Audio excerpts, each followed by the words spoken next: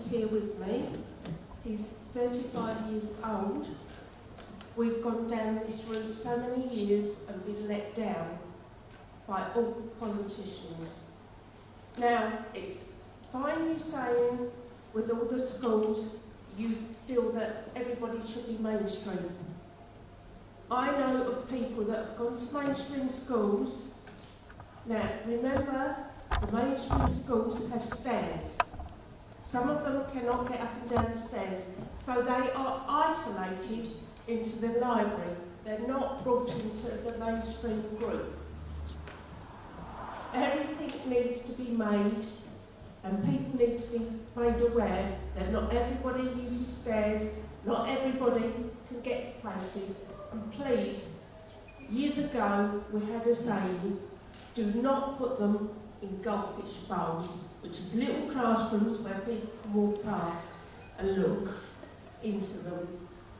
Now, I have found that the prejudice doesn't come from the children, it comes from the parents. And it's very difficult. As I say, being as my son's 35 years old, we've gone down the route of personal centred planning. Here's the amount of money, spend it on what you will, and then having it all taken away. Now, he was also at Lancaster School when Kingsdown and Lancaster turned into two different schools. If you're going to put me in mainstream, you need to put the teaching assistants in the mainstream classes. They had one teacher to 8 pupils in special needs schools, 2 helpers. Now, you have one teacher to 30 children. We need at least the same amount of teachers and teaching assistants.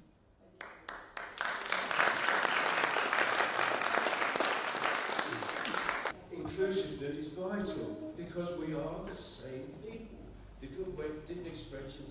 I support Arsenal, you might support Liverpool. Sorry about that, but you see my point, we are all equal. We should not isolate someone because of their disability. No, that's completely wrong. Bring them into our community, our embrace, our environment, our expression, so that we can see they have the same opportunity of expression, opportunity to be who they are as they are human beings. That's all I can say. So I think that's an absolutely brilliant question.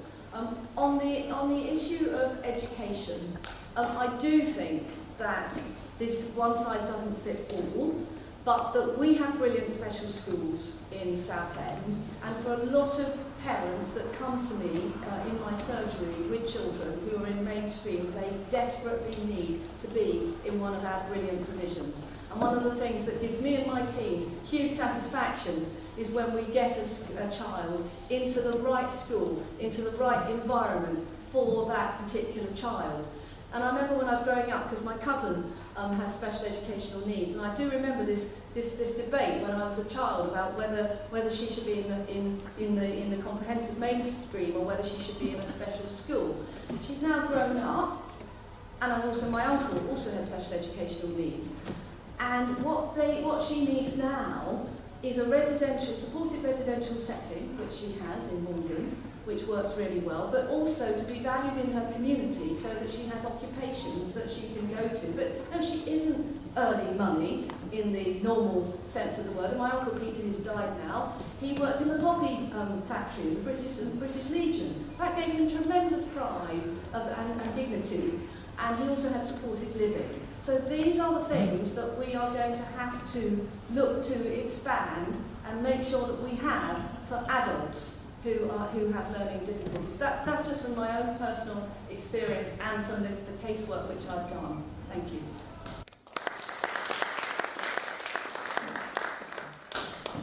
Well, firstly, let me say I do agree with the lady over there that, I actually think that education is about education, and that the level of education and the skills are such that everybody can be taught. it doesn't necessarily need to be academic education. The skills that are needed obviously need to be fitted to the people that can actually acquire them. One. Secondly, I think we also need people like James, employers, that will offer employment opportunities, that will actually sort of train people as to what it means about sort of getting to work and the discipline of it. And finally, I think we need to have in the community an acceptance that everybody does have a skill and that that skill has some value to our society. So yes, you know, I haven't got specific plans, but what I have got is a specific ideology which I think is important. So thank you.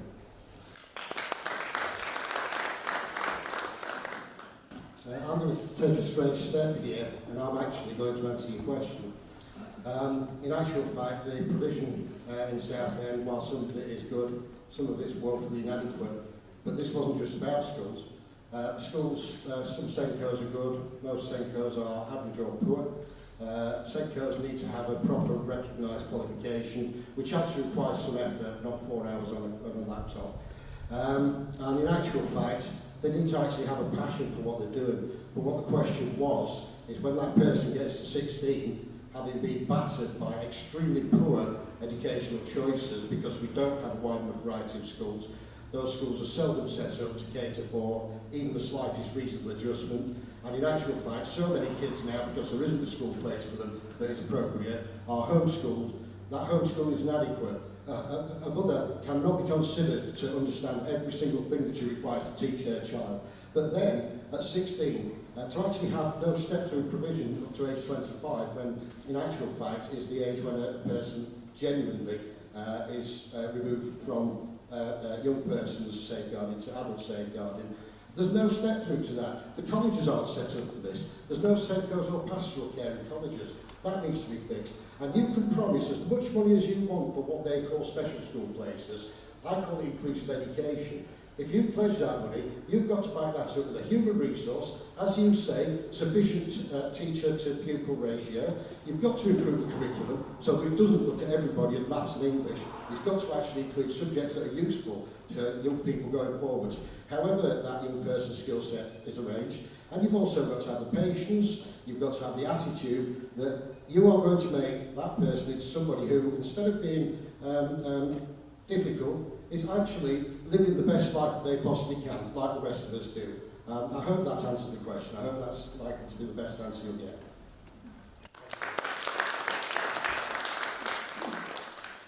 I really like your son's shirt, by the way. Very cool.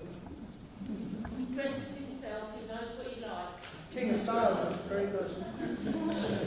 So I think we're going to be careful. You know, we talk about, and I made this mistake at the last Hustings. I was talking about working and jobs and how important it is. And then I suddenly realised that, that's fine for someone like me who can do that, right? And could find something they could do. But there's going to be young people and older people with very high needs that just aren't going to be able to meet that criteria, right? And get out there. And we have to be very careful to avoid, why they don't call it Asperger's anymore? They only call it, ASD. It's because that guy divided disabled people into useful disabled people and useless disabled people. And I think that's the scary direction we don't need to be going. Does that make sense? Right? And it's not like about how much money you can make and how much you can financially contribute. So I just don't want us to go that way, right? I think human beings need to be treated as human beings. And I don't think, I mean, we are equal, but we're all different as well. I mean, my disability is only 1 in 250,000. It's called proximal femoral focal deficiency. But the point is, Mr. Amazing Dresser over there, and every other young person or older person as well who has some kind of disability, is going to have a very specific thing that's probably pretty unique to them, right? And the reason I'm mentioning that is that the Liberal Democrats want to establish a central body, national body, for SEND to fund support for children with very high needs. Have you seen Davy's video about his son? Yeah. Have you seen that? Oh, only 2? Look for it, it's very good. 3. His son has special needs, and he's over 18 now as well, and he's been looking after his son his whole life, and it's complex. It's not as simple as putting a label on what that disability is. Excuse me. But anyway, we need to fund our local authority more highly. Part of the problem the local authority has here is a SEND teachers are going to Kent, they're going to London, and it's harder for us to get them. And even if I don't win, I will work with the Lib Dems. I am the chair of the Southend Liberal Democrats, so even if I don't win next Thursday, I will still be working with the Liberal Democrats for you guys to help do the best we can. Okay? Oh, 10 seconds, sorry. So that's really why I'm here. And I'm sorry, it's very difficult to keep going. A national strategy would be a great benefit to small authorities like Southend. So that's what we need. I think the question that I had for myself was, how can we make the system around them to make them part of the community? I think that was the question you mentioned. I think what's been really underestimated is the attitude of employers. And as an employer, I can tell you, you either take a really empathetic attitude where you really want to help the society that you're in, you really want to help people in your community, or you take a really cold business attitude and say to yourself, I'm just here for money. It's, like I say, as an employer, because we have a good attitude, and so we do attract many people from SEND, it does mean that we do have many people that are doing a great job. What needs to happen across Southend is there needs to be a conversation between all the CEOs, the decision makers, that are the ones that can actually make this happen, okay? Because I do agree with certain things that have already been said. Just because you're in the SEND category does not mean you cannot contribute to society. I prove it every day with what I do. And if we had a conversation with all the CEOs across all the organisations across Southend to change their attitudes, you won't believe what is possible. All right? I mean, that's what I would do. That's one of the things that I would advocate as your MP. Thank you.